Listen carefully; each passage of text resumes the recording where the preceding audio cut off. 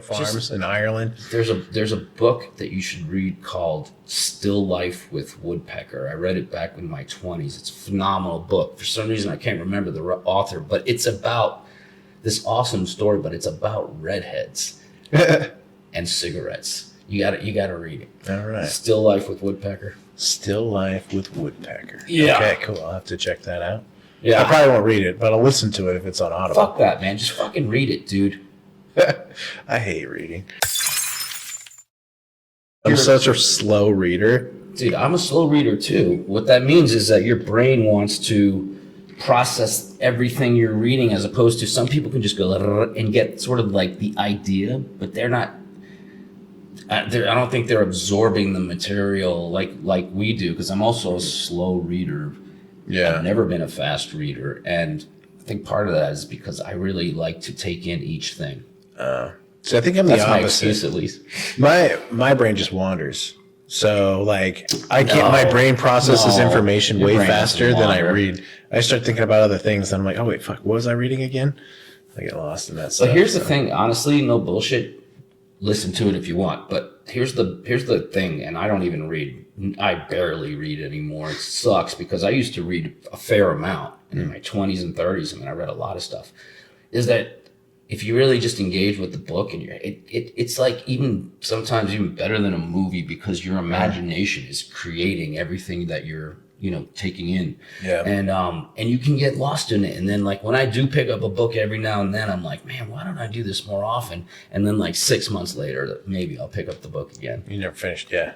There's so much shit to watch on all the streaming shows. Yep. There's so much stuff. So yeah. I found myself, I listened to Wheel of Time, all 14 books. I don't even know what that is. It's a fantasy series, but I remember there were times where, like, especially when I got to the last few books, that I would rather just listen to the Audible than watch a movie or something, because it is so good. So when you listen to the Audible, the process of receiving the information is different, but are you having that imagination? Mm-hmm. Oh yeah. Even when you're driving? Because I'm not reading, I'm just hearing it, but yeah, my brain's playing through it. Sometimes I would just sit on the couch and listen to it. Yeah, I mean, that's why the fuck wouldn't you? Yeah, it's You good. don't have to listen to an audio. I'm thinking people do that because they're in their cars. They're in a their lot. car, just trying to use their brain for something else. Yeah, fill that space. Yeah. I think we talked about this in my class, but when I asked people what their spark was, do you remember that?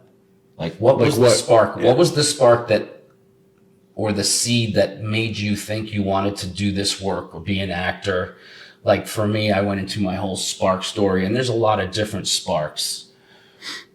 Do you remember this conversation? Yeah. Because I remember one of your answers. Yeah. Was a certain movie or a trilogy of movies. Am I right? Well, for me, like what finally got me to start doing stuff. So like when I was 8 years old, I don't even remember what movie it was. It was like a Disney movie. I was just watching it on Disney, and it was some King Arthur movie where a kid gets sent back in time and pulls the sword of Excalibur. And I was just like, that's so cool. It was a kid version of the grown-up story. Yeah. Yeah. I was like, I want to be an actor. And so I told my mom, and she's like, you don't understand. Like acting, like being an actor isn't just what you see on screen. Like people are sitting around all day.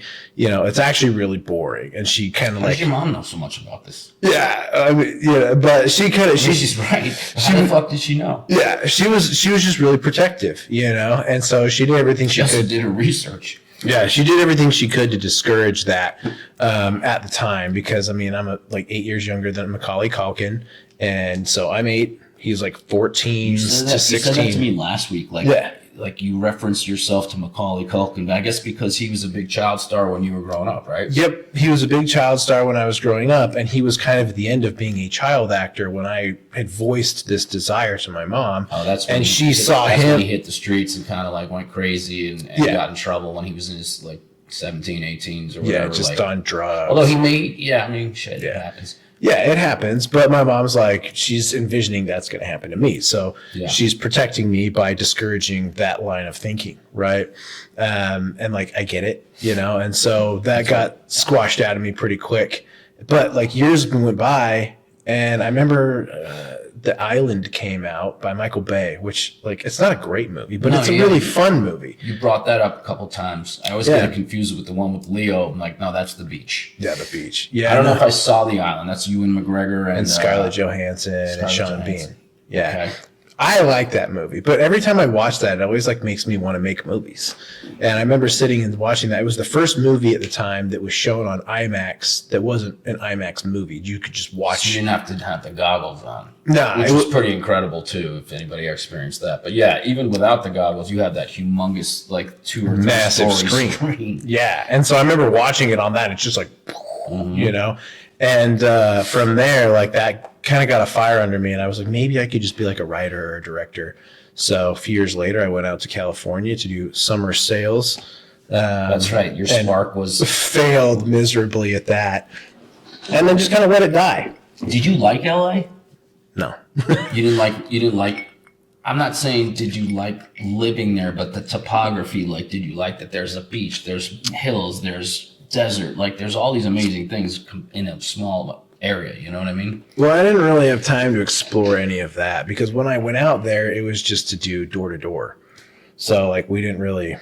Right. So you didn't really get to experience or the nightlife that much, maybe. Nah. I mean, we walked the Hollywood Boulevard a few times, walked on all the stars and stuff, but we were working Monday through Saturday till like 9 to 10 p.m. every night. So Sunday you just sleep and recover. So you didn't really get an LA experience. No. Other than just driving around and what else. Trying to knock on people's door and sell them security systems. That fucking sucked. I was like, I'll give you 1 week before you're shot. Yeah. So I was like, I let it die and didn't really pursue it very much after that. And it was when I was, early 30s.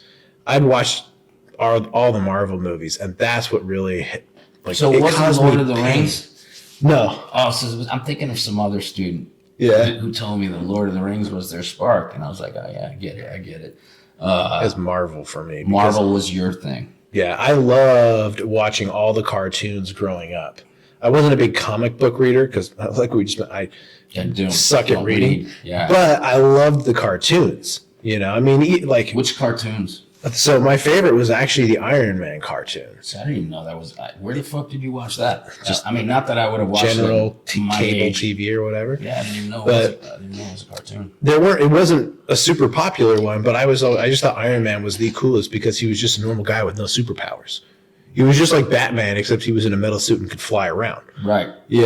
But under that suit was just a normal dude. Yeah, he's just like super intelligent, but he has no powers. So it's like, dude, that could be me. You bought into it. Like, I could be Iron Man. Yeah, like I could do that. I am Iron Man. That'd be dope. But yeah, so watching like all of Phase 1 and stuff and Phase 2 and, the whole Infinity Saga, just like, it caused me physical pain to not be involved in the creation process of these like properties that I loved so much. Mm-hmm. Just watching other people do it and like not helping in some way, even like for free. Like you just wanted to be there. Like I just wanted to be involved. Yeah. So yeah, that was tough. And that was like one of the things that drew me into world of how, your whole fantasy world would have bbeen blown just because you would have seen how made. You would have seen all the, the blue screens, green screens, the special cameras, the things that aren't there that, the imagination that actors have to put into the work because half of the things that they see really are they're a person in a spandex suit with balls on them or whatever. Tell us about your experience on She-Hulk. My experience on that because I'm sure a lot of people would love to know like what a Marvel set looks like. I'll just give you a brief background on it. So I had read for a different role on the show that was at the time seemed like a nice big juicy role. It was, I think, Jose the bartender or some. He had an Hispanic name, and I went on tape and I sent it in, and then I guess maybe a week or two after that, I got an email from my agent saying, "Hey, they want to pin you, and you have a director's callback." And I'd never been pinned before. I was gonna say, what is pin? So I didn't. When I lived in New York and LA, I never heard of anything of a pin or even, you heard of avail checks, but a pin is even supposedly better than an avail check. In other words, it means like, hey, the role's pretty much yours. They just want you to read it one more time for the director. So It was on Zoom. It was my first Zoom callback. So having been on Zoom quite a bit now over the last few years, like I made the first blunder was like, hey guys, hey, where should I look? And they're like, yeah, just look right there. I was like, okay. Whereas now, like, oh, this guy's a fucking noob. Yeah, this fucking idiot. You know, like he doesn't know Zoom. I was like, I hadn't really been on Zoom at that much on that point. Now I would know, and I wouldn't ask that question. But anyway, so we did the callback. You know, I was my adrenaline was pumping, but I feel, and they had me do it a couple times, and I left there thinking, man, if I didn't ask that stupid question in the beginning, I definitely got this role. But you know, there's always the actor's insecurity. Yeah. So I didn't hear anything for a week, and I'm like, fuck. And then I got word from my agent that I didn't get it. So they actually let you know. She let me know on this one because it was a pin. Okay. Because it wasn't like I just auditioned and I didn't like, hey, you didn't get it. No, this was like, this was a big deal. So I was bummed, obviously, and life moved on, and I was reading for other things. And then maybe, let's say another week later, I got an email from my agent with an offer. Do you want to play this role on She-Hulk? So I didn't have to read for it. And I was like, yeah, absolutely, awesome. I had one line, and basically the role was, if you ever watch the show, she as the lawyer goes, and then She-Hulk goes to this maximum security prison. I forgot the name of it, and I'm like the head guard at the prison. So you asked me what was my experience like. So after I got there in the morning and went through wardrobe and makeup, blah blah blah. We filmed pretty quickly. So we started early in the morning. And so when I walked, the set was outside at Trilith Studios. It wasn't in the soundstage. It was outside, which they utilize as well. And they had built the front of the prison. And then there were these, I want to say 2 or 3 story high blue screens everywhere. Yeah. That was going to fill in the whole background. Scene. And it was, stuff. They were fucking humongous, like, 3-story buildings. And so are those all one thing that they do, or are they like a sheet that like they have and they like pull tight? No, are they giant panels that they wheel around?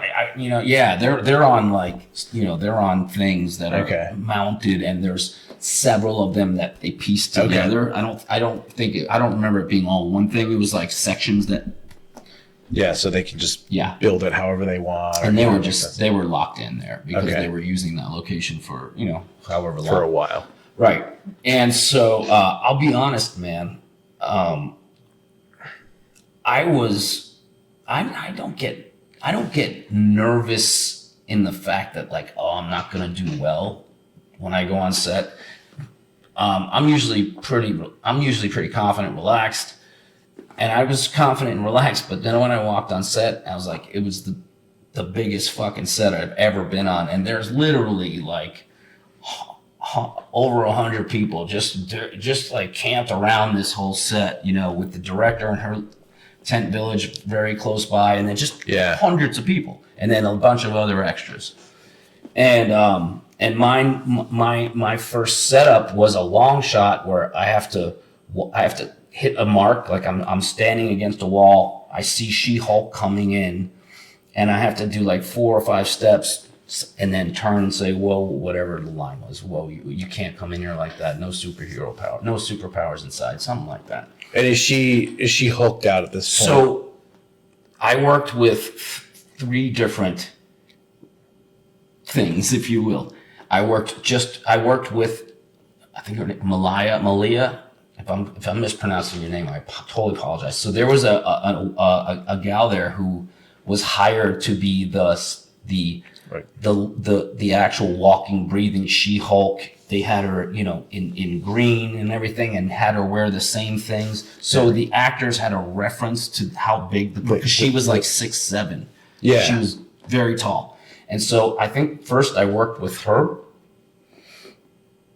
and we did a number of takes together. And getting back to had to hit a mark, had to take a few steps, hit a mark, then do my thing. I'm like, okay, you can hit this mark, dude, it's right there, bro. But the moment kind of like, you're like, overwhelmed, gets to you. And again, usually that doesn't happen with me, but there was a couple times where I didn't hit the mark exactly, and they had to cut. Matt, cut. You got to do it again. You get the mark. Yeah, sorry, got you. And we did it. We did it a number of times in this wide shot, and like it was funny because in the beginning I wasn't feeling like I was getting much. I guess you could say love from the director or whatever. Like it was more like, hey, dude, let's do it again. You know, hey Matt, you missed the mark. You know, it was kind of that, and I get it. You know, I was like, yep. And so at one point, I hit the mark plenty of times, but I definitely missed it a couple. And then I just got my shit together. I'm like, yo, dude, just fucking play, man. Do what you know how to do. Yeah. And we did it a bunch more times, and then Tatiana Maslany, the lead, came in, and I shot the same stuff. I shot a number of different takes with her. I didn't know I was going to be working with her, but they kept me there all day. So I ended up working with her. She was awesome. She saw like that I had like a little bit of like, she was witness to one of the takes where I quite didn't hit the mark, and like she was standing there and she just gave me a look of like, hey dude, you're good. You got this. Like totally. And I received that, and I was like, thanks. And then we did a bunch of shit together, and then they brought in this camera. So then they bring in this camera that I've never seen before, and basically it's like this. It's like a severe with all these lenses, as I recall, and like that's like. Did you say severe? A sphere. Sphere. I did say severe. I was like, what the fuck? Have you been drinking some left already? This is our first one. By the way, first drink. This is an old fashioned that's amazing that Aaron. It's a pre-mix. It's a pre-mix old fashioned, and it's better than old fashions that I'll get at a bar. Get it from Buffalo Trace, Thomas and Schiller. Oh, sorry. Anyway, shout out to Thomas and Schiller, Buffalo Trace. It's not sponsored. Is it a Buffalo Trace whiskey? I don't know. I just get it at their gift shop. Oh, okay. At the distillery. So anyway, there's this special effects camera, which is at the height of where the Hulk's going to be, and so I work. So it's her vantage point that you're 100%. You're looking at the camera. Yeah. And then there, so I worked with that. Then I had to work with no camera, where there's just a spot like 20 feet away where my eye line was. So we did this a bunch of times. At one point, the director says, Matt, we're going to just do like 10 takes in a row. I'm just going to throw out stuff to you. We're just going to reset, and the camera's going to be rolling. So she's like, all right, do it like you had 6 cups of coffee. Whoa. You can't come in here like that. Blah, blah, blah, blah, blah. Okay, do it like your girlfriend just broke up with you. Whoa. She just like, it was improv. She just was throwing shit out. Yeah, see how it looks in post. And we did like 10 takes. And then cut, she's like, Matt, that was great. That was awesome. Like, I was finally like, okay, good. I'm doing good now. Like, sometimes it's nice to get even just a little bit of, hey, great job. Like just, not that you necessarily need it, but like it helps. Yeah, a little bit of positive feedback is like, hey, okay, what I'm doing is working. Okay, cool. That looks good. Okay, awesome. Yeah, it's like it's as nice opposed to get just again back to one. Right, and I don't need that. I don't need that all the time. I'm not a needy actor like that, but we were there for quite a while, and I hadn't gotten any of that yet. So when Kat was like, by the way, the director, Kat Cora, is awesome. She's got a great like sensibility. I think her work is amazing, and she's great with comedic actors. And she was fun to work with. But so yeah, she gave me some love, and then they kept me there to do like additional scenes that weren't on my pages. Yeah. So I was there all day, and like every time they broke us from set, okay, the actors are excused from set, and they would walk us to our little tents, which were right around the corner. And so mine was like right next to like Tatiana's and stuff and like that. And that's cool. She was a really cool person, and then and we kept going back. You're invited back to set now. Okay, guys, you're invited back to set. That was the first time in my whole career where I was like, okay, you're invited back to set now. And I realized that's something that they say now on set, so you're invited back. I'm like, oh, thanks for the invitation. And so we shot a number of other things. And so when I was finally, when they finally wrapped me, I went back and signed paperwork, and one of the head, PAs was like, so you did 2 episodes today. I was like, oh, really? I was like, she's like, yeah. I was like, yeah. Cool. I was stoked, man. I didn't realize that they kept me there for stuff that I wasn't supposed to be in, but I guess they liked what I was doing, so they kept me around. So that was a real nice feeling. And also, you get paid for 2 episodes and all that good stuff. So then, Isn't that funny how like you're getting no positive feedback, but what you're doing, they're like, hey, we can actually use this guy for another. Let's use him some more because we like him. Yeah, I mean, whatever the case may be, where they realize, this is the same setup. This guy should probably be in the scene. Yeah. Whatever the case was, it was nice that it turned from 1 to 2. And then the long and short of it was, I ended up watching the series, and the original part I read for, the bartender ended up having 1 line or 1 word. He was in a number of setups and shows. What? Just got fucking nixed. For whatever reason, that storyline, because he was a much bigger character. Because when I got the pin, it was like he's on like 5 or 6 episodes. I was like, I was going to be on most of the series. Yeah, because they're like 6 or 8 episodes, aren't That's they? it. Yeah. So 60% of that. It was a blessing that I didn't get that role, and that the role I got was actually turned out to be, even though it wasn't a huge role, a bigger role on the show. So you never know, you may read for a show and not get it a number of times, and then you read one more time and don't get it that time, but then you get an offer for another role that you didn't have to read for because they know that you're a good actor. They know that they know the work you sent in has been good, and it just wasn't your role.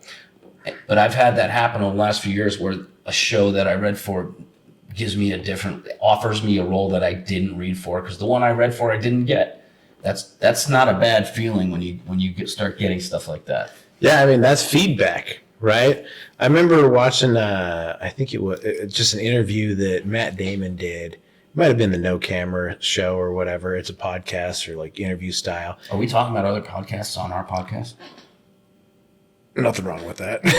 Joe Rogan, love you, buddy. Yeah. It's not like our podcast is big. Let's just pop the most popular podcast. Yeah, for sure. But I remember Matt Damon was talking about when he and Ben Affleck were coming up. He's like, we were getting callbacks.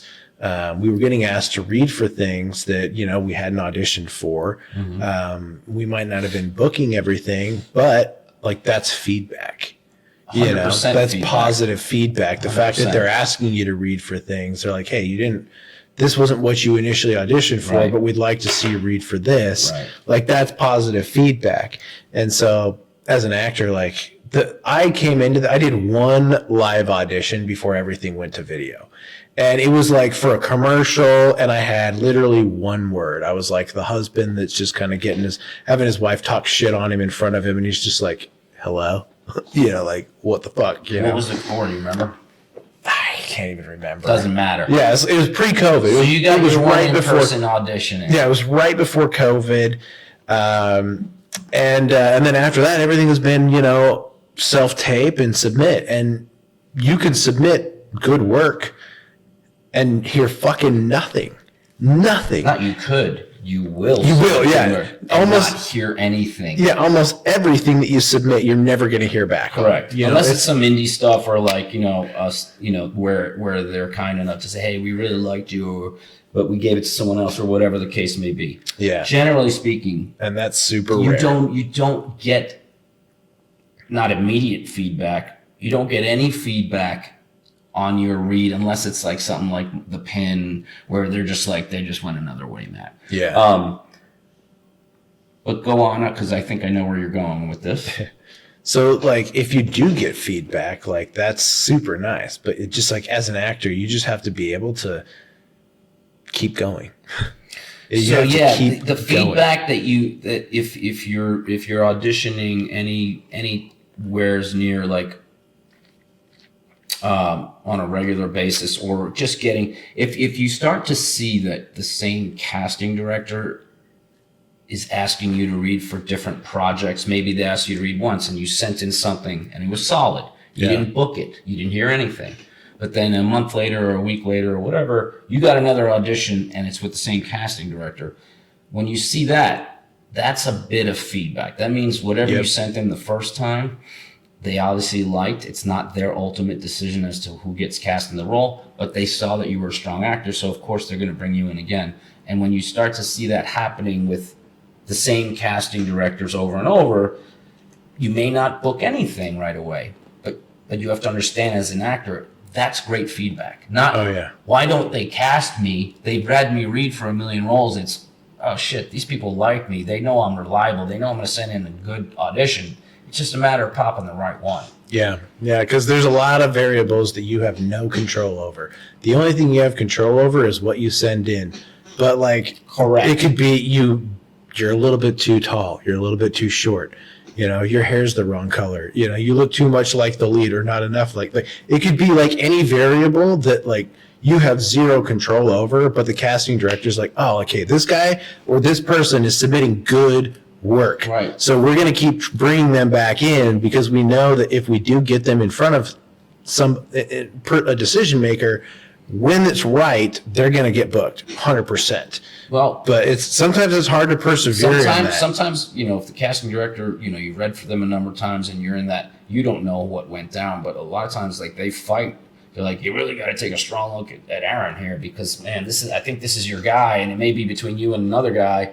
And then ultimately, it still comes down to their decision. But the casting director, will fight the fight for the actor. Yeah. Which I'm sure has happened with me at times. The first time that I recall having that feeling like, oh, wow, that's awesome, was in New York many, many years ago when I started out. The big shows in New York at the time were Law and Order, right? Yeah. Law and Order was like a rite of passage for a New York actor. And so I was reading for Law and Order for a couple of years, right? And I'd get a call back here and there. I never booked one, and I read for several. And then one day, I get a call from my manager, or not a call because we had beepers. Fucking pager. 911. She's like, call me. I call her. She's like, you have a call back for Law and Order. And I go, what do you mean a callback? I haven't read for a new episode. She goes, you don't need to. They're bringing you straight to callbacks now. So I was like, okay. All right, okay. Yeah, buddy. So I kind of earned my stripes enough times where they're like, they know I'm going to give them a good read. I found anywhere right for the role. And so I started going to callbacks for Law and Order and never booked a Law and Order until Law and Order SVU was announced that it was going to be the first spinoff, and I went to had an audition for the first episode, and it's a funny story because the role was described as this is fucking hilarious. It was a 6'4" bald, muscular, jacked dude with tats who was a male prostitute. Look, exactly you. Dude, yeah, I'm 5'9", 5'10". I was probably $150 back then. This is like back in, late 90s or 60. And I'm like, well, what the fuck are they having me read this for? So I said to my manager at the time, I go, well, the only way I'm gonna even maybe get a shot is if like we make me up. Like put makeup on me, make me look like this, like some version of this guy. So I went to my manager's place. She dolled me up. She drove me to Chelsea Piers. I go upstairs to the same place I've been auditioning for. Oh yeah, because this is an in-person audition. Yeah, they're all in. This is way 90s. My whole life was in-person auditions until I moved to Atlanta. I go into the waiting room and there's 12 to 15 giant, like jacked bald dudes with tattoos, and me, like all made up, like pretty. You know what I mean? Like rouge and lipstick and glitter. Like I just went for it. And these guys, I just remember sitting there, and all these guys are kind of like looking at me, like, "What the fuck is this guy doing?" And so I go in, and I fucking nail the audition. I just created this character that was just whatever, and I knew I killed it. And I left, and I get a call later that day, like, Matt, you got to call back tomorrow or the next day. I'm like, fuck yeah. We did the same thing. We put on the makeup, I go to the callback, and at that time, maybe there's one muscular dude, and that's it, and me. And we're like, okay, do we go with the guy we initially described in this part, or do we go with this other dude? To a T. Yeah. Or, let's take a second look at Matt. Yeah. So I go in, and I kill the fucking callback. I know I killed it. Like, you know when you know. There are times when you think, I did well, but or I think that was pretty good, but you never know. And then there's times where like, I fucking nailed that. And those are great feelings. Yeah. And at this point, I hadn't done a major network show. The only TV I'd done was some commercial stuff and like an episode of America's Most Wanted, which was actually really cool. It's another story. We'll tell that story. No, that's the one with Christopher Coppola, the judge. Yeah. Okay. Yeah. Anyway, so I booked it. Yeah, buddy. I was ecstatic, and I was going to be on the very first episode of Law and Order SVU, and I had to join SAG, which I had been, back in those days. We're talking about the late '90s then. Joining SAG was a rite of passage, man. It was a really good feeling. I'm not saying it's not like that for people now, but back then, especially in New York, it was like you earned your fucking card, man. And so I had to pay the dues, which I knew was like probably more than I was going to make on the show, but I didn't care. I was like, fucking, I don't care. I'm union, baby. I'm in the union, man. And I show up to Chelsea Piers. It's the very first day of shooting. It's the first day. So everyone was there. Dick Wolf, the creator's there. All the major fucking dudes were there. And it was a tense, it had tension to it because this show has to work, right? Otherwise, God forbid it doesn't work. So yeah, because it's the first spin-off. It's the first one. Yeah, man. okay. There's now 3 or 4 spin-offs that have come. Yeah. This was the first one, and it was the first day of it. Not just the first episode, but the first day. And I show up I'm just like, yay, just happy to be there. Man, happy to be there. And Chris Maloney, who's one of the stars of the show, he sees me walking up the hallway, and I recognized him because he was on a show called Oz, which was a fucking crazy good show on HBO. And he goes, "Hey, man, are you playing Spicer?" That's what he said to me. And I go, "Yeah." "How did you know?" He goes, "I saw your audition, man. That was fucking awesome." I was like, "Hey, man, thanks so much, dude." I was like, "Fuck, dude."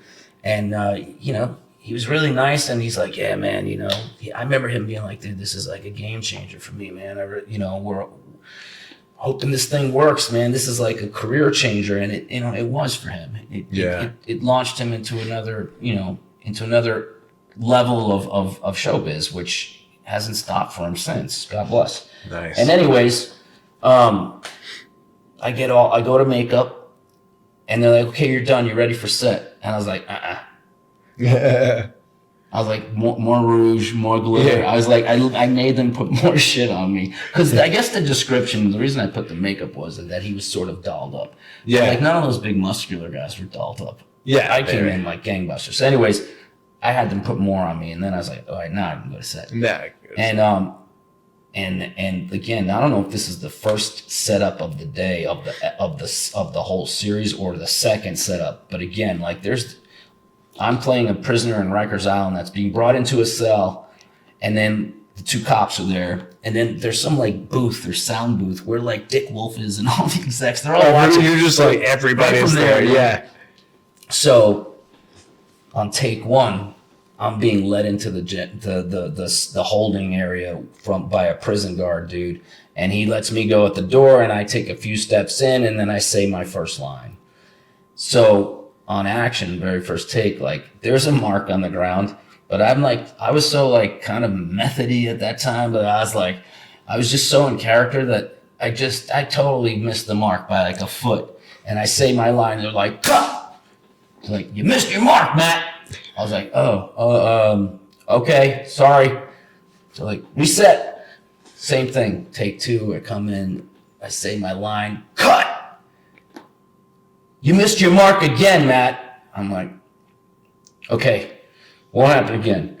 I go back in the hallway and I just have a quick talk with myself. I'm like, you better not miss that fucking mark again. He's like, fuck all this method shit. Hit your mark. Yeah. You are a professional. If you don't hit the mark, hit the motherfucking mark, or it doesn't matter. Or you're going home. Yeah. They're going to get the ball guy here in 20 minutes. Yeah. So I never missed my mark again.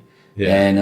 And we did this scene for I would say a couple hours, and it's just me and the 2 cops, and I was the first like Rikers Island villain or whatever on the show, and I had a ball. It was fucking great, and it's a cool scene, man. Like it was a nice meaty scene for a young actor, and I got to show my chops, and then when the show aired, a few months later in September or whenever the show started airing, it got like rave reviews in the newspapers because that's what we were doing at the time, newspapers. Oh yeah, newspaper. No, nothing online at that point because the World Wide Web hadn't been invented. I mean, it had been. We're talking about '99, so it was around, but it wasn't widespread at all. So, anyways, the show got great reviews. I remember, and went on to do however many seasons it's on, and I ended up getting, as a result of that exposure, I remember I was starting to get, like, for a number of months, I got really big looks at bigger things than I had prior to that, and I realized, wow, just this one job has everybody's watching it, has helped me to now get like bigger opportunities. Yeah. And so it was a good learning experience, and I still get residuals 24 years later because it's been running for 24 years. That's pretty dope. Yeah. Yeah, buddy. Yeah. What are those checks like? Are they like $20 or are they still like $200? So yeah, man, they vary. Yeah, I bet. They can be as little as 10 cents to $50, $60, $150 because it just depends on, because it shows all around the world. It basically. Okay, yeah. So I've gotten checks from SAG. I think I took a picture of one once and sent to a few friends of 0.01.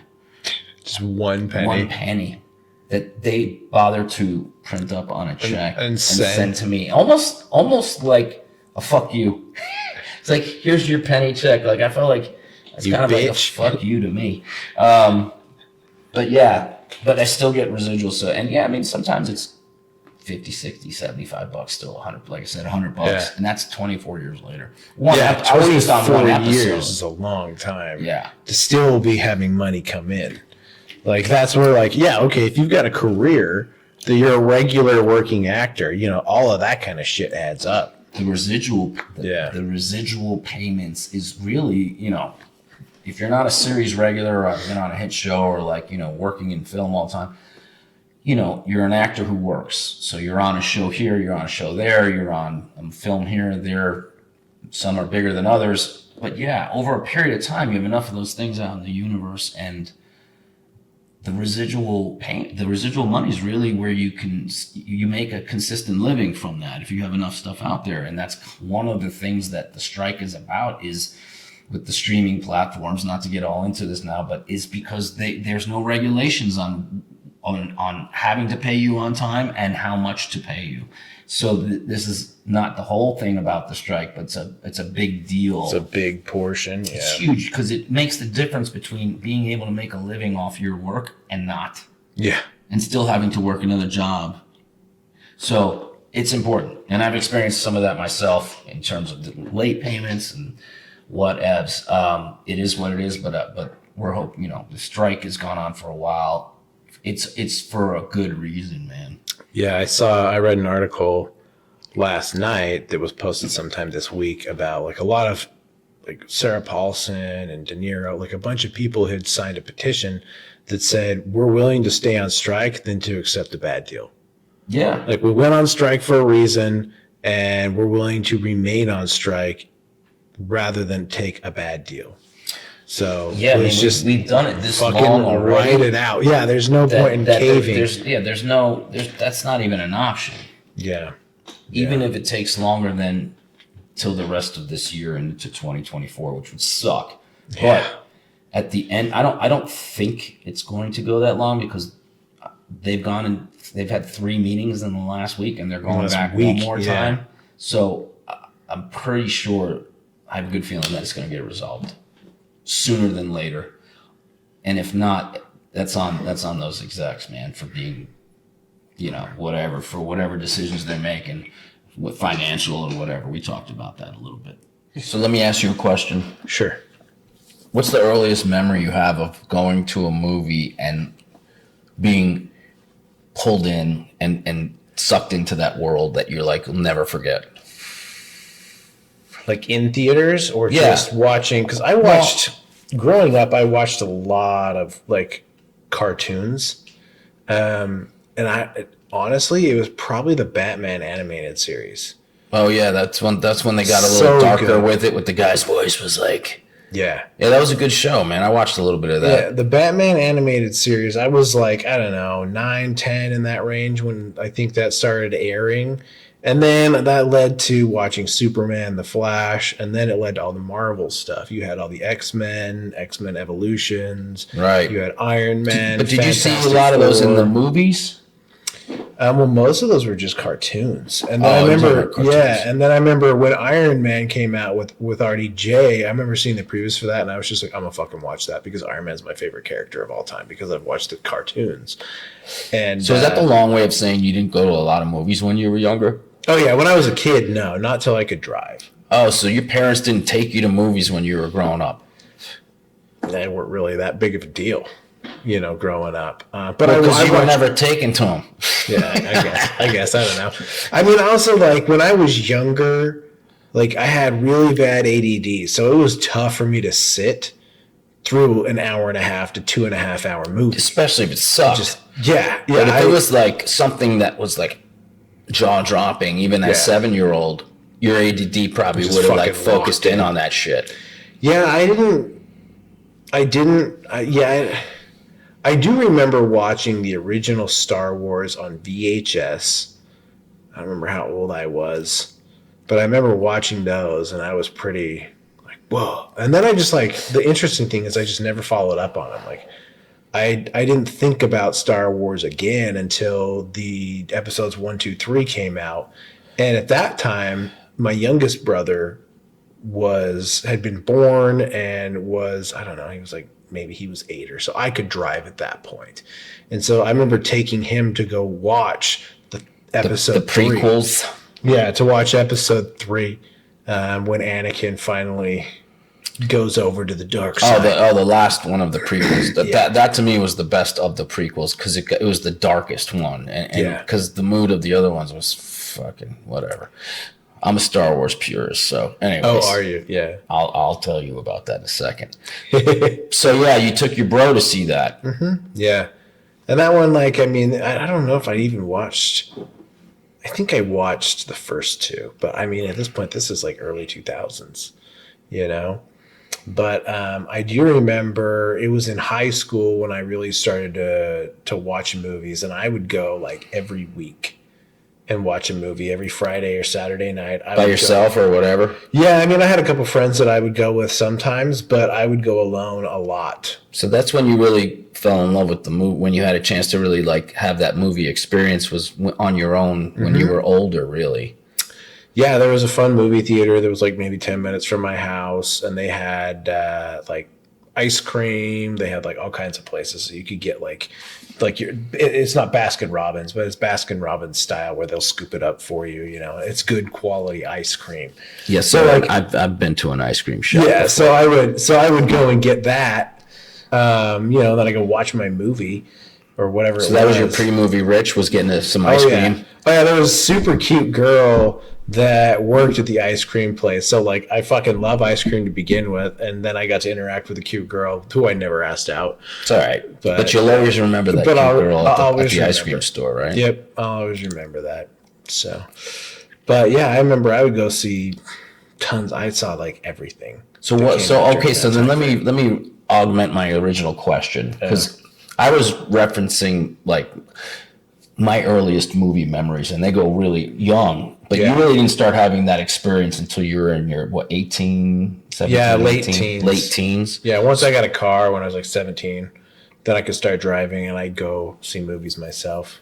Yeah. So then, of those early movies that you went to, besides The Ocean, what was like one of those movies that was like, oh wow, yeah, just like connect, want to be in that world? Was The Island for sure. God damn it, not The Island, dude. Whatever. I said not The Island. That's the biggest one. But there's got to be another one. Yeah. Fucking The Island. I mean, that's definitely the one that like That's the one that like made me want to get into the industry. Was there another one you saw after as that far as that you remember as well? Yeah, I mean, I remember. What was the name of it? Tropic Thunder. Was Okay, man, great. that's fucking all you had to say. Tropic Thunder. Never go full retard. Yeah, never. That's such a crazy movie, man. I remember the first time I saw it. I don't know if it was in the theaters or it was like, DVD, whatever. And, I was Tom expecting Cruise. a traditional like Ben Stiller comedy, and this was so far from that. And it was so like on the edge and like fucking unexpected shit happening and people saying shit. But it was fucking genius, man. Like, Oh, yeah. that shit was hilarious. And our DJ he got a best supporting actor nom for that. I forgot if he won for that, or I know he won something soon after that. But I mean, I don't think that movie could be made today, man. No, I mean you could make like Joe Rogan. Robert Downey was on a podcast with Joe Rogan. He's Recently? like, it was a couple years ago. I gotta check that But it's one like, out. oh, you could do it. you could do it. But yeah. But there's a big but to that, right? Because Yeah. it's like all the things that the people would come out of the woodwork about and try to tear it down like that like people can't take a joke anymore, man. Like people are so afraid to enjoy life. I feel like that they're so conditioned to be like, well, that's not right. Oh, my friend said that's not right. I also feel it's not right. So no, we have to go online and whatever. It's keyboard it's warriors like, about dude, I grew up in a different time, man. Like, yeah, there were things that weren't right with that time, but I wasn't aware of that as a kid. Yeah. But I grew up in a time where like you never got bullied or judged for like liking a movie or whatever, man. Like, or just having a sense of like, there wasn't an impending like I'm fucked if I laugh at that joke and that's kind of like where we are in a way, unfortunately. And it's kind of like there are days where I wake up, I'm like, man, I miss the world I grew up in, man. This world, I can't believe, I don't recognize it. I understand how to function within it, but man, I wish it was like when I was younger. Yep. And now you understand your geriatric grandparents. Geriatric? Yeah, that's what I meant to say. Geriatric. I don't have any grandparents anymore. Thanks, Aaron. Well, They're all gone. you still understand them. Yeah, I do. Yeah, man, it just, what I laugh about is like, I say the same things that I heard my parents say, like when I was younger, like, Yeah. the world's nothing like it was when I was growing up. That's when shit was great, or whatever, Class of 95 or whatever it is, I'm the class of 88, man. That's when I graduated. I'm 05. What's the math there? You're old. Again, I'm not old. 53 going on 54 is not old. If you think it's old, then by the time you get to my age, you're going to be old. Drop the mic on that. Yeah. I don't know, because by the time I get to that age, I won't know. It'll be another year. You just, well, that's it. Yeah. That's exactly how I approach age. It's like, it's a man-made construct, and I do not abide by that construct. Yeah. I don't abide by the number, because if I really involve myself that I'm going to be 54 in a month and a half, I'd be like, holy shit, dude, 54. Oh my God, really? When is your birthday? My birthday's Christmas Day. I was going to say, are you Christmas Day? Christmas Day, man, 1969. I was born 2 weeks late. My mom Just holding out for tying Jesus. Dude, I guess, man. I was like, I'm gonna come out the day where I compete with the most popular guy in the fucking universe. I realized that I've just always been a late bloomer. Like, and it started when I was born, man. I came out 2 weeks late. I was almost 10 pounds, and my poor mom's 5'2" at best back then, and God bless, man. She had to get a C-section, you know what I mean? Like, I wasn't coming out the way you're supposed to. But yeah, and then that just translated the rest of my life. I didn't want to get up for school when I was young. Like my mom had to get my ass out of bed.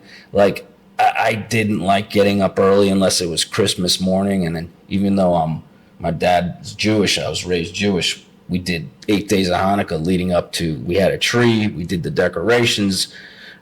Christmas morning was a bonanza. I had good growing up, times, which changed at some point. And then my birthday party in the afternoon on Christmas Day, my parents would make sure that like 4 or 5 or 6 of my best friends were able to come on that day. So I had a bonanza of a week, man. Like I haven't said bonanza once in my life. If you're Jewish and you're not celebrating Christmas, then that's your day. So I got to celebrate Christmas and have my birthday. My parents were awesome, man. Like they took care of like they thought things through. But one of the things about being born on Christmas, what you have to deal with for your whole life, whenever you show ID, they're like, "Oh, Christmas, baby, that must have sucked." That must have sucked. You know how many times I've had to tell like fucking checkout people at Kroger or Publix or wherever the fuck over the course of my life, Ralph's in LA. Fucking, oh, that must have sucked. I'm like, no, actually, it was pretty cool. Like, I tell them the whole story. I was like, I was raised Jewish, but we did Christmas and I had a birthday party. They're like, at that point, I was in the parking lot and they weren't even, I was like, well, just say it was fine. Yeah, it's all right. Yeah, I'd be like, yeah, it sucked. That's what I say now. Yeah, it sucked. Let me just finish this transaction and go. Just fucking move on with my day. Yeah. I'm not telling the whole story anymore. When are you born? I'm in June. June what? 19th. So that's a what? What's your sign? Who gives a fuck? I don't think that's one of the 12 signs of the zodiac. My opinion is that the alignment of the planets and stars will have no impact on my life. Dude, if you believe it, then that's the way it is. But in fact, Aaron, the impact is tremendous because where the planets were aligned, where the moon was, all those things are connected through the universe, and they do affect the exact moment you're born, and that's why you're born like you're a smooth criminal, like you're cool, man, like you don't let shit bother you. I feel like that's more just because I got that beaten out of me in my 20s. What, the showing emotion? Oh yeah, dude, in my 20s, I remember like everything annoyed the shit out of me. Really? Yeah, I wasn't like an angry person, but I would just like... Sounds like you were a little bitter. Well, yeah, I never like experienced like anger or rage, but I would just like things would build like just set you off easily. Frustrate me. Give me a few examples of like when you were in your 20s, shit that would set you off. Well, so nothing ever like set me off per se, just but like you said things you would bother me. I call it set off. Yeah. Well, okay. Well, so like things that would just drive me nuts is just like living with roommates, obviously.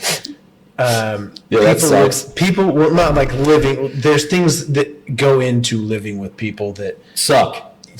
Yeah. And so like we always had there was a house that I lived in, and there were 4 of us. One had depression, like never left his room. Did you have your own bedroom? That was... Was it 4 bedrooms? Yeah, 4 bedrooms. Okay. So he was always just like locked in his room. All right, so that was just really 3 of us. Depressed guy, possible shooter is in that room. But like there was one dude who was super like, he was pretty social, pretty extroverted, but like he would always leave dishes and shit like in the sink. So you had whatever reason. You had the guy that stayed in his room, and you had the messy guy. Yeah, and the messy guy drove me fucking. Everyone's nuts. A character in this show. Yeah, it drove me fucking nuts because I'm like I'm OCD-ish, but I'm not like overboard crazy OCD. Like I do like to keep things clean, and there's nothing wrong with that. Yeah, it's not gonna ruin my day, and I'm not gonna like ream someone. Yeah, but for not putting like a glass bag. Right, but if you had cleaned, say, the kitchen, right? Yeah. And then homeboy comes in, makes a meal, leaves it a mess, and doesn't respect what you did, you're gonna get annoyed, set off. Yeah. So like things like that would just really like annoy. I would just get really frustrated. Yeah. Like I never like vented or. Did you ever say, "Hey man, clean your fucking dishes"? I would always do it in like a passive aggressive way. So there was one time where he bought like apricots or something, and then he went out of town for a week. And so, of course, he left them in the bag, and they went bad, and we had like a million fruit flies in the kitchen because of it.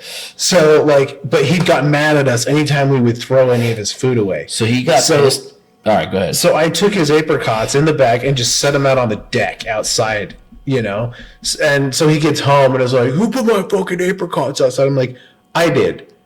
Because they went bad while you were gone the last week, and we had an infestation of fruit flies. So I fucking put them outside because you don't want us throwing your shit away. Yeah, you know, like that kind of stuff. That's perfect. And I remember when what did he say? He was just like, you know, and there was times where if you guys were to come to fisticuffs, honestly, who would win? Oh, I'd have kicked the shit out of him. Yeah. Because at that time I was actually training MMA. And he was not. Plus, you're a bulky kid. I wasn't that bulky back then. I was about 160, so I was pretty thin. So in high school, I took weight training, and I had to get PE classes in because I didn't take any my first 2 years of high school. So I had to take like a bunch of them my last 2 years, and so I had to take like because of your eyes. No, I just like didn't. You didn't have to take gym in 9th or 10th grade? Apparently, well, like you're supposed to, but I just like did other classes, I guess. How did you get out of gym? I would have taken that card. Actually, I like gym. You still have, it doesn't matter like when you take them, you just had to have the credits to graduate. And so like I didn't pay attention, and like I was done with math when I took in 10th grade. I needed one semester of math. Trigonometry? Geometry. You didn't have to take trig? No. Fuck, dude. Trig fucked me up so bad. Yeah. I failed 11th grade. I failed 11th grade summer school, and I finally fucking passed it in 12th grade, dude. Trig fucked me up.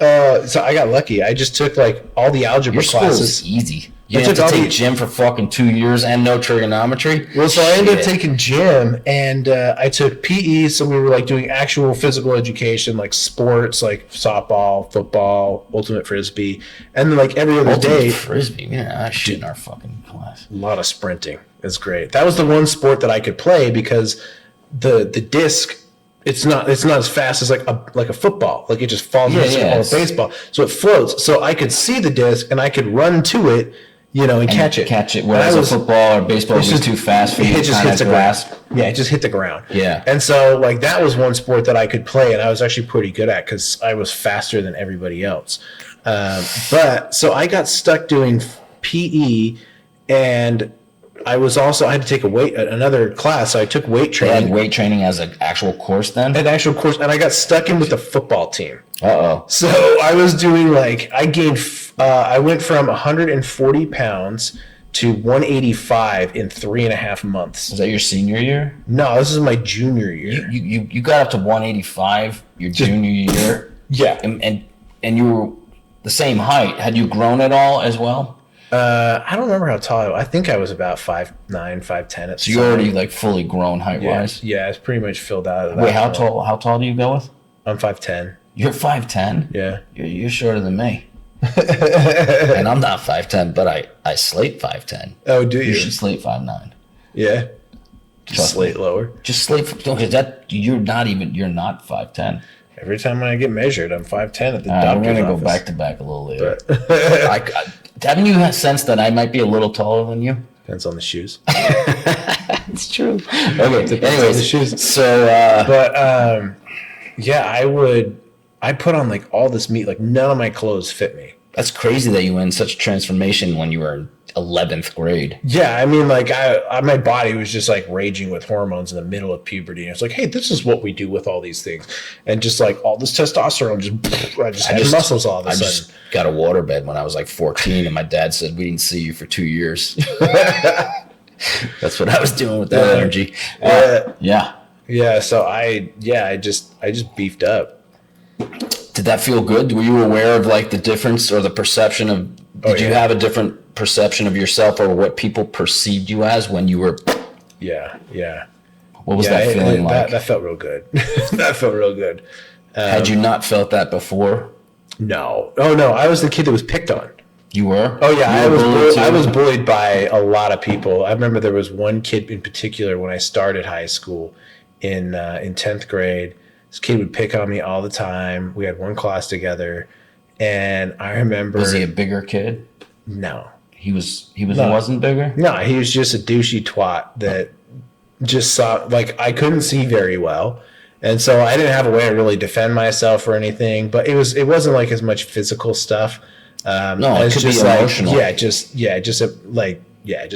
just shit talking. Just as bad. But I remember after the first year of high school was over, we did trimesters, so we didn't have semesters. So we had basically a 3.5 month. I think we had that too. I don't remember. Yeah, we had like a 3.5 month block, just in thirds. Don't put your hand over the middle, man. So you've been doing it all the time. Oh, we're breaking the fourth. Right.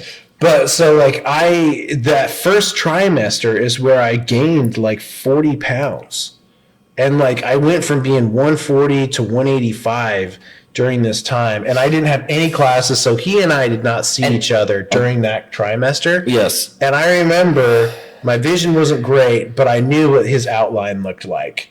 Gosh. And I remember I'm walking down the hallway one day and I glance up and I see him see me and start to walk towards me. And then he realized I was like fucking buff. And he just melted into the lockers. So that was it? That never bothered me again. Yeah. So you got off easy. Yeah. Like, I mean, all of a sudden, because he had not changed at all. Right. He was still a douche. Yeah, he was still a douche, but he was still a twig. Right. You know, and all of a sudden he realized than you? Because you said you looked up. No, because I always looked down when I was walking down the hallway. So this was just looking forward. Yeah, so I looked forward to just see where I was going because my vision was bad. So I had learned at that point that if I looked forward, people would try to say hi or they'd like nod or whatever, and I wouldn't see it because my vision was so bad. So I would just stare at the floor when I would walk to class. And it was one of the times where I glanced up. And there he was. And he was right there. And at first he came at you? Yeah, he was like coming to say, and then he talked shit, and then he just, I just remember I got close enough and I saw his eyes kind of go wide, and then he just like melted. And you never were bothered by him again? Yeah, because were you ever bullied by anyone else? Nope. Ended. So, like, that's the thing is, like, if I've never had issues with like people since then. As far, I mean, for the most part, I mean, I got fat after high school. I ballooned up to 240 pounds. I was almost 48% body fat. Like, so the working out ended? Oh yeah, I had depression, and like I was like, once I finished school, I was just sleeping all day, or I would go to work. School meaning high school? Yeah. Once I finished high school, because I didn't fuck college. Okay. But yeah, so then it took me a while. It wasn't until I was in my mid-20s when I started working out. And by the time I moved into this house, I had lost all the weight and got back down to 160. Oh, we're going back to the house with the three characters. So wait, so you got the depressed guy in the room. You got messy guy. Who was the third guy? He was the homeowner. He was the one that. Did you say the homeowner? I was trying to say house, and then I said home. Yeah. I'm just making sure I heard homeowner. I think he was the homeowner, you know, and he liked a lot of Diet Cock. I'll be honest. I like to drink cock, but he liked Diet Cock. I will be honest. I feel the alcohol a little bit. Well, it's a strong drink. I drank it all already. Sorry, so he was the homeowner, but what was his personality type? It's super smart. Like, one of the reasons I wanted to live in that house was just to raise my prosperity IQ. And it worked. But yeah, so he kind of admired his. Oh yeah, he was the smartest dude that I knew at the time. He was very driven, and so I was like, I just need to like be in like a much closer orbit to see if some of that will absorb some of what's working for this guy. Yeah. So, but was he anal about the place? Did he like it to be neat? Like, or was he just like? He liked it to be neat, but I mean, he also understood that like there are other people there, and he wasn't home a ton, so he was very sort of benign. He of the other guys. Yeah. Were you ever worried that depressed guy never came out? His room guy was just gonna go crazy one day? Like, were you worried about that fucking dude? What was he fucking doing in there? Sleeping, masturbating. I don't know. It was quiet. But he rarely showed his.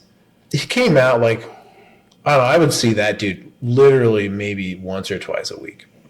That's crazy, man. Because I've had plenty of roommate situations. Thank God, not in a while, but I can tell you stories. And yeah, I feel, living with other people that not necessarily people that that you were like great friends with. So I've had a situation where I was moving back from LA to New York, and in between I lived in New Mexico for a year. But when I was getting ready to go back to New York, a buddy of mine in New York's like, dude, I think I found you a living situation. It's these two best friends who have this dope apartment in Brooklyn, and they need a roommate.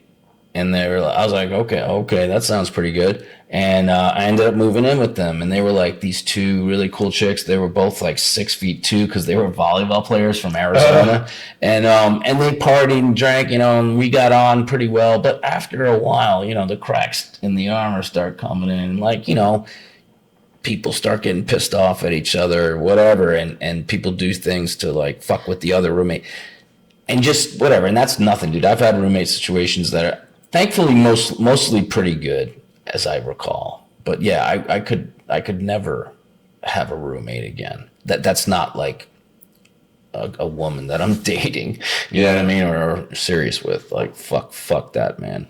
Yeah, I had one really good friend who I was living with before Maria, and they say it's not good to live with a good friend. Yeah, that was always kind of my rule. Once I got my own place, I wouldn't let anybody that was a friend move in, because the problem with that is, like, sometimes they take advantage of the friendship on the business side of it. So like, hey, I'm gonna be a little bit late on rent. Is that cool? And you're like, they're your friends. So you're like, wait, okay, do that fine. voice again, but give me a little more like commitment. Like, hey, I'm gonna be a little bit late on rent, this week. Is that cool or whatever? And you're like, sounds like Owen Wilson.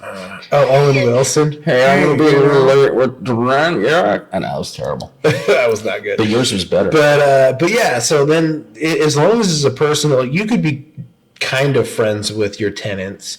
I mean, you share the same space, so you can be social, you can get along. You're talking about someone who, like, you asked to live, someone that said, hey, can I crash or stay at your place and I'll pay you some money type of deal?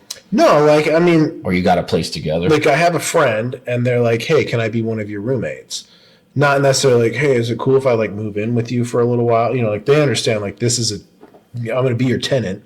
But if they're like a good friend, that usually doesn't end well. No. And I've had one friend who was basically, high school, he was a carbon copy of me. So I knew he was clean. We had very similar interests. He was a little bit more shy than me.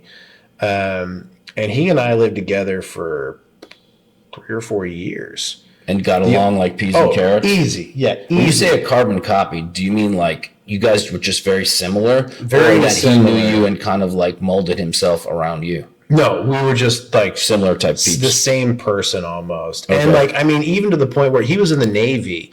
He did 5 years in the Navy thinking he was going to make a career out of it, but was like, fuck this. I don't want to do that. And like sometimes like he would have extra petticoats, and we were the same size. Yes, so you got so sometimes he gave me like a legit naval petticoat. Nice. Or like he had an extra pair of like steel-toed boots that he didn't like the standard issue one, so he got his own. I was like, do you want some steel-toed boots? That's awesome. Okay, so like, yeah. Did he pay his rent on time? Yes. He was one that I knew, like, all right, if he moves in, he's going to be chill. And like, I don't have to worry about the fact that we're really good friends, like, ever being an issue. So you were really good friends with him before he moved in? Yes. So is he a foxhole guy for you? Define fox. I don't think I've ever heard that term. In World War II, right, especially, there were times when you had to dig a foxhole, and in other wars too, and you had another guy in there with you. Yeah. And my whole, like, friendship sort of litmus test is, like, would I want that person in a foxhole with me? Meaning, when the shit's going down, yeah, I know that fucking person ain't leaving that foxhole. That person's got my back, and I got their back. This guy sounds like he's a foxhole guy. He literally saved my life. He's a foxhole guy. Yeah. So. Are you still friends with him? Yes. The only reason we're not roommates now is because Maria and I moved to Georgia. Like, he and I were still roommates the whole last year while Maria was living with us. At your house that you sold? Yeah, at our apartment. So he's still in Utah? Yeah, he's still in Utah. He got a good job working for Northrop Grumman up in the northern part of Utah. And they make alien spaceships. Yeah. So I was like, dude, come work down in Georgia. You got Lockheed Martin down here. Yeah. But he's like, I mean, the one difference between he and I in high school is he actually did go serve an LDS mission. And they sent him to Alpharetta, Georgia. No way, man. Really?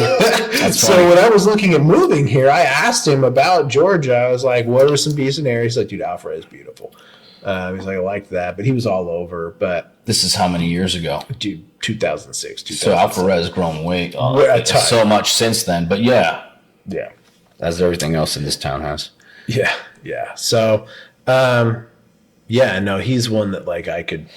He's a foxhole guy. He is absolutely. Yeah. Like that's again, like I have friends that I adore and love that aren't necessarily foxhole dudes. Like I'll even tell them like, bro, if we were in a foxhole, you wouldn't be my foxhole guy. I'm a brutally honest fucking friend. I love you, but I couldn't be in a foxhole with you. There's only a select few people, I put them on the palm of my hand, that are fucking foxhole motherfuckers. Yeah. And those, we've gone through the muck together and we've gone through the greatness together, and we've had amazing, these are my homies that I go back to, like one of my best friends in the whole world. We were together, or a couple of them, actually, two of them. We've known each other since fucking kindergarten. Yeah. That's how far back we go. And these guys are still my fucking homeboys. And then there's been a few guys I've met here in Atlanta who over the past 10 years have become like fucking pretty solid folk, and a few scattered in other places like in LA. So there's a select few that I would say are my foxhole guys. You know what I mean? Because I know in that situation, like I'm gonna stay in that foxhole with you, or we're both fucking bugging out at the same time, but we're together to the end. And if we fucking don't make it, we don't make it together. Yeah.